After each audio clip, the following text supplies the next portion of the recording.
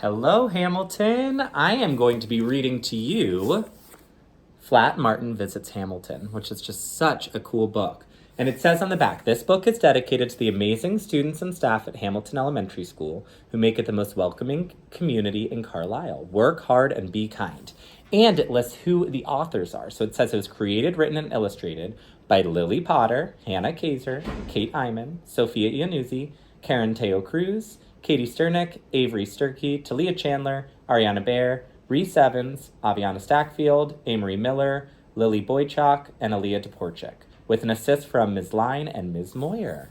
Oh my goodness. And I do have to give a shout out. Thank you, Ms. Line, and thank you, Ms. Moyer. This took a lot of your time to make this happen, and this is just going to be so amazing. So the reason they did this is because across all the elementary schools, students can create a project to show the impact that Martin Luther King made on our community. And this is Hamilton's submission.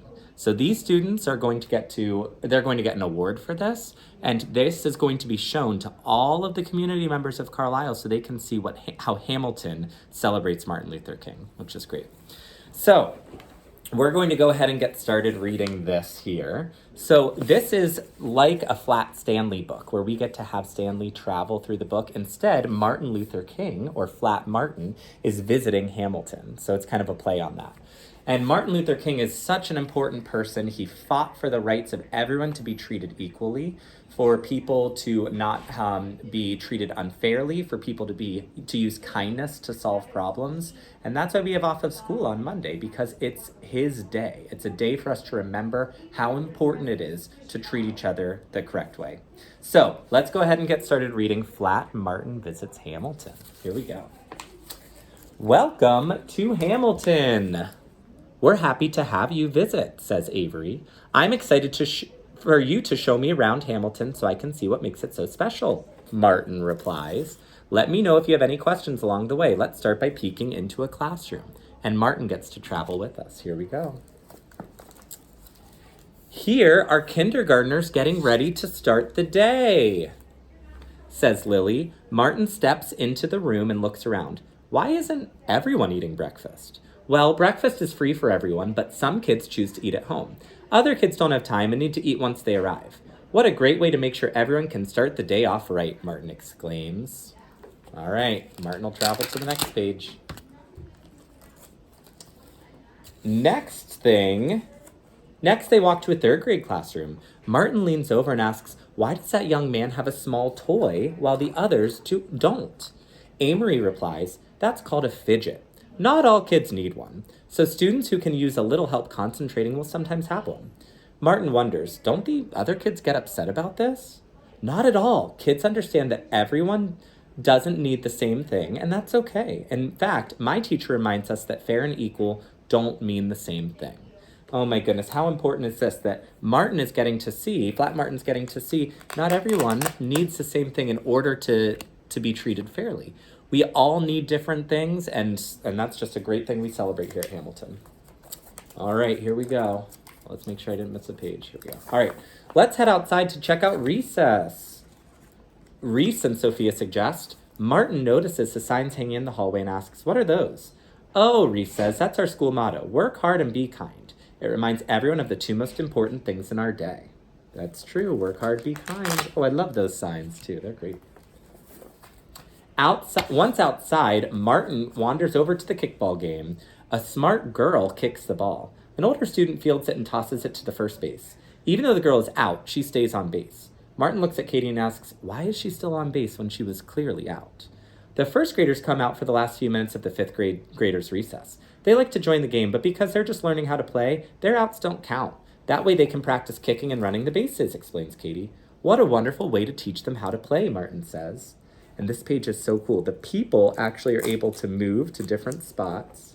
And so does the ball. It can move too. Oh my goodness. So creative. Love it. Oh, I forgot Martin. Here we go. Once back inside, Martin and Hannah visit the gym. The kids are preparing for a holiday concert. Martin notices an elevator to the side of the stage. What's that for, he asks. Hannah smiles. Oh, I'll put Martin here. Hannah smiles. Can you imagine if you played an instrument or sang in the choir and you weren't able to climb the steps to be on stage with your friends? Martin nods. We have the elevator for any students who might need to help to join everyone else on stage. How wonderful! And their elevator even moves. Oh my goodness, this book is so interactive. I love it.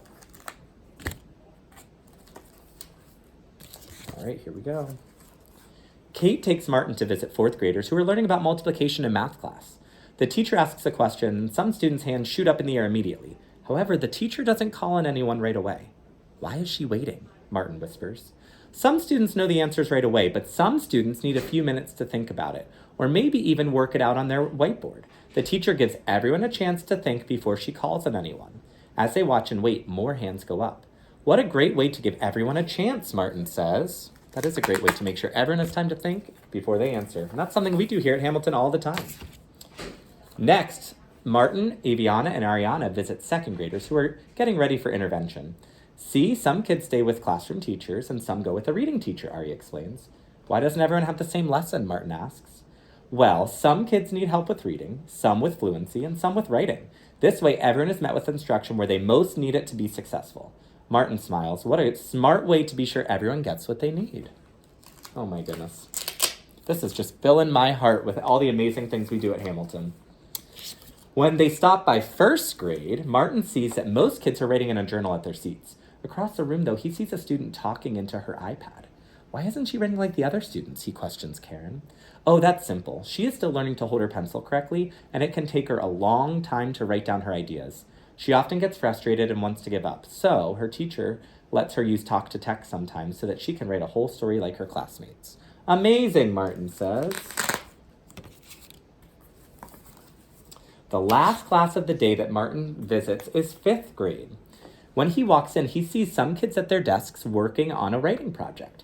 Some kids sitting in comfortable chairs around the room reading books, and some kids with headphones and iPads. Why is everyone doing something different, he asks. See the board at the back? The teacher made a list of different activities for kids to do once she is done teaching the lesson. Kids work through them at their own pace. That way everyone is working and no one is waiting, says Lily. I'm glad to see kids engaged in their work, Martin says. Oh, and look, we have some pictures, too, of Hamilton students. That's amazing.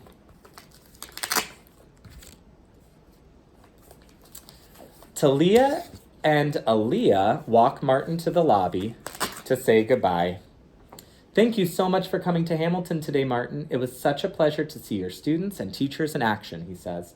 I am impressed that your school can see that while everyone isn't the same, there are many ways to be sure that everyone gets just what they need, Martin says. Hamilton is a very special place indeed. And they made this with fingerprints. So cool. And you know, this is so true. Not everyone at Hamilton is the same, and sometimes we need different things. And that's something that Martin Luther King fought for, that everyone can have access to what they need in order to make themselves successful, and that it's okay. We can treat each other equally, we can treat each other fairly, and sometimes that means people will get different supports. And that's just such a wonderful thing that we see at Hamilton every day, and that you all encourage to make sure everyone can have a great day of working hard and being kind. Fifth graders, Ms. Moyer, Ms. Line, amazing job. I hope that everyone enjoyed hearing this book. We're going to have it go off for our celebration of Martin Luther King, and when it's done, it's going to come back, and we're actually going to make it a book that you can check out in the library. So look for it in the library in about a month. All right, Hamilton, have a great day of working hard and being kind. Thanks for tuning in. Bye.